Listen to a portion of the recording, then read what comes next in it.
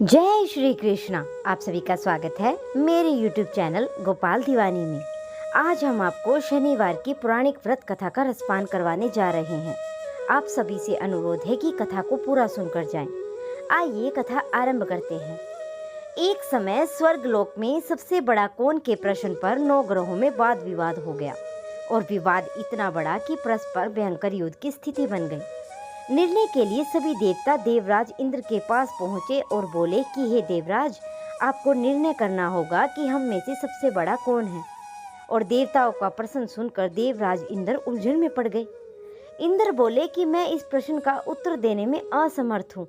हम सभी पृथ्वी लोक में उज्जैन नगरी में राजा विक्रमादित्य के पास चलते हैं।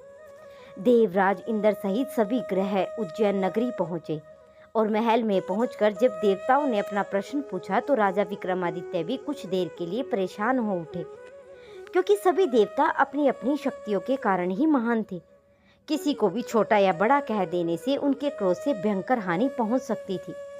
अचानक राजा विक्रमादित्य को एक उपाय सूझा और उन्होंने विभिन्न धातुएं स्वर्ण, रजत, चांदी, त्राम, शीशा, रागा, जस्सा, अभ्रक व लोहे के 9 आसन बनवाए। धातुओं के गुणों के अनुसार सभी आसनों को एक दूसरे के पीछे रखवा कर उन्होंने देवताओं को अपने अपने सिंहासन पर बैठने को कहा। तो देवताओं के बैठने के बाद राजा विक्रमादित्य ने कहा कि आपका निर्णय तो स्वयं ही हो गया। जो सबसे पहले सिंहासन पर विराजमान है वही सबसे बड़ा है।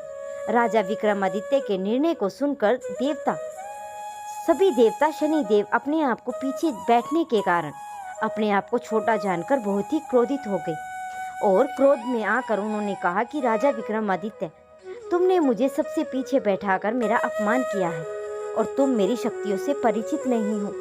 मैं तुम्हारा सर्वनाश कर दूंगा। इस पर शनि ने कहा कि सूर्य एक राशि में 1 महीने, चंद्रमा 2.25 महीने, मंगल 1.5 महीने और बुध और शुक्र 1 महीने और बृहस्पति 13 महीने रहते हैं, लेकिन मैं किसी राशि में 2.5 अथवा 7.5 साल तक रहता हूँ। और बड़े बड़े देवताओं को मैंने अपने प्रकोप से पीड़ित किया है। राम को 7.5 के कारण ही वन में रहना पड़ा और रावण को 7.5 के कारण ही युद्ध में मृत्यु का शिकार बनना पड़ा। राजा, अब तू मेरे प्रकोप से नहीं बच सकेगा। इसके बाद अन्य ग्रह देवता तो प्रसन्नता के साथ चले गए, परंतु शनिदेव बड़े क्रोध के साथ वहां से विदा हुए। राजा विक्रमादित्य पहले की तरह न्याय करते रहे और उनके राज्य में सभी स्त्री एवं पुरुष आनंद से जीवन यापन कर रहे थे। कुछ दिन ऐसे ही बीत गए और उधर शनि देवता अपने अपमान को नहीं भूले थे। विक्रमादित्य से बदला लेने के लिए एक दिन शनि देव ने घोड़े के व्यापारी का रूप धारण किया और बहुत से घोड़ों के साथ उज्जैन नगरी पहुंचे। राजा विक्रमादित्य ने राज्य में किसी घोड़े के व्यापारी के आने का समाचार सुना तो अपने अश्वपाल को कुछ घोड़े खरीदने के लिए भेजा। घोड़े बेहद ही कीमती थे। अश्वपाल ने वापस लौट आकर इस संबंध में बताया तो राजा विक्रमादित्य स्वयं आकर एक शक्तिशाली घोड़े को पसंद किया। घोड़े की चाल देखने के लिए राजा उस घोड़े पर जैसे ही सवार हुए, घोड़ा बिजली की गति से तेज दौड़ पड़ा और तेजी से दौड़ता हुआ घोड़ा राजा को एक दूर जंगल में ले गया और फिर राजा को वहां पर गिराकर कहीं गायब हो गया।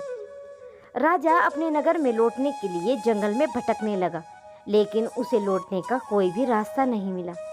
राजा को बहुत ही भूख और प्यास लग गई थी। बहुत घूमने पर उसे एक चरवाहा मिला।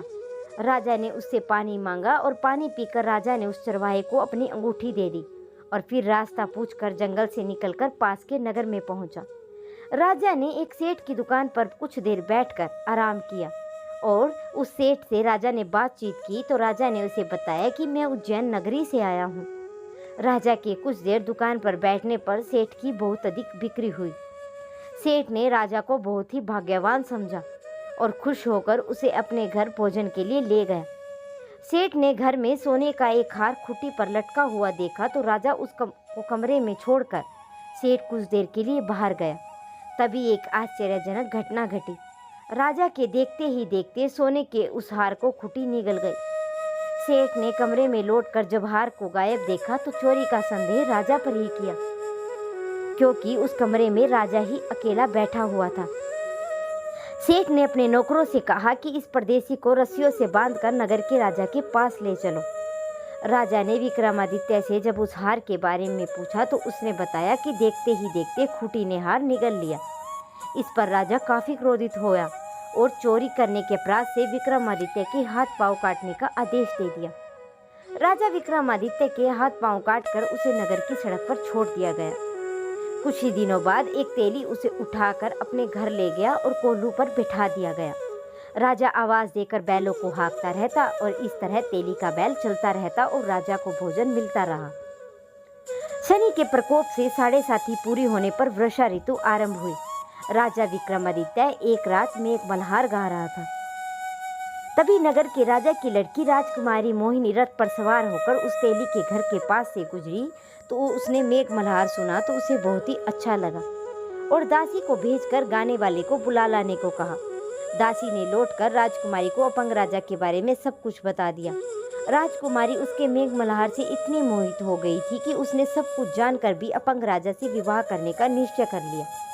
राजकुमारी ने अपने माता पिता से जब यह बात कही तो वे हैरान हो गए। रानी ने मोहिनी को समझाया कि बेटी तेरे भाग्य में तो किसी राजा की रानी होना लिखा है, फिर तू उस अपंग से विवाह करके पाँव पर कुल्हाड़ी क्यों मार रही है। राजकुमारी ने अपनी जिद नहीं छोड़ी और अपनी जिद पूरी कराने के लिए उसने भोजन करना छोड़ दिया और प्राण त्याग करने का निश्चय कर लिया। आखिर राजा रानी विवश होकर अपंग विक्रमादित्य से राजकुमारी का विवाह करना पड़ा।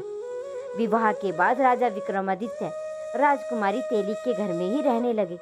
उसी रात स्वप्न में शनिदेव ने राजा से कहा कि राजा, तुमने मेरा प्रकोप देख लिया है, मैंने तुम्हें अपने अपमान का दंड दिया है। राजा ने शनिदेव से क्षमा करने को कहा और प्रार्थना की कि हे शनिदेव, आपने जितना दुख मुझे दिया अन्य किसी को न देना।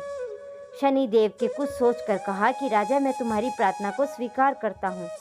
जो कोई स्त्री और पुरुष मेरी पूजा करेगा, शनिवार को मेरी व्रत कथा सुनेगा, उस पर मेरी अनुकंपा बनी रहेगी। प्रातःकाल राजा विक्रमादित्य की नींद खुली तो उसने हाथ पांव देखकर राजा को बहुत ही खुशी हुई और उसने मन ही मन शनिदेव को प्रणाम किया और राजकुमारी भी राजा के हाथ पांव सही सलामत देखकर आश्चर्य में डूब गई। तभी राजा विक्रमादित्य ने अपना परिचय देते हुए शनिदेव के प्रकोप की सारी कहानी सुनाई। सेठ को जब इस बात का पता चला तो वह तेली के घर पहुंचा और राजा के चरणों में गिरकर क्षमा मांगने लगा। राजा ने उसे क्षमा कर दिया क्योंकि यह सब तो शनिदेव के प्रकोप के कारण हुआ था। सेठ राजा को अपने घर ले गया और भोजन कराया। भोजन कराते समय एक आश्चर्य घटना फिर से घटी। सबके देखते ही देखते उस खूंटी ने हार उगल दिया। सेठ जी ने अपनी बेटी का विवाह भी राजा विक्रमादित्य के साथ कर दिया। बहुत से स्वर्ण आभूषण धन आदि देकर राजा को विदा किया। राजा विक्रमादित्य राजकुमारी मोहिनी और सेठ की बेटी के साथ उज्जैन नगरी पहुंचे तो नगरवासियों ने हर्ष से उनका स्वागत किया और अगले दिन राजा विक्रमादित्य ने पूरे राज्य में घोषणा कराई कि शनिदेव सब देवों में सर्वश्रेष्ठ हैं। प्रत्येक स्त्री और पुरुष शनिवार का उनको व्रत करे और व्रत कथा अवश्य सुने। राजा विक्रमादित्य की घोषणा से शनिदेव काफी प्रसन्न हुए। शनिवार का व्रत करने और व्रत कथा सुनने के कारण सभी लोगों की मनोकामनाएं शनिदेव की अनुकंपा से पूरी होने लगी और सभी लोग आनंद पूर्वक रहने लगे। नीलांजन समाभास रवि पुत्रम यमागर्जनम छाया मात्र नृत्य संभूत तनमामि शनचरम। तो ये थी शनिवार की व्रत कथा। आशा करती हूँ कि आप सभी को कथा अवश्य पसंद आई होगी। अगर आप सभी को कथा पसंद आई है तो मेरे चैनल को सब्सक्राइब कर दीजिए, वीडियो को लाइक कर दीजिए और शेयर करना ना भूलें।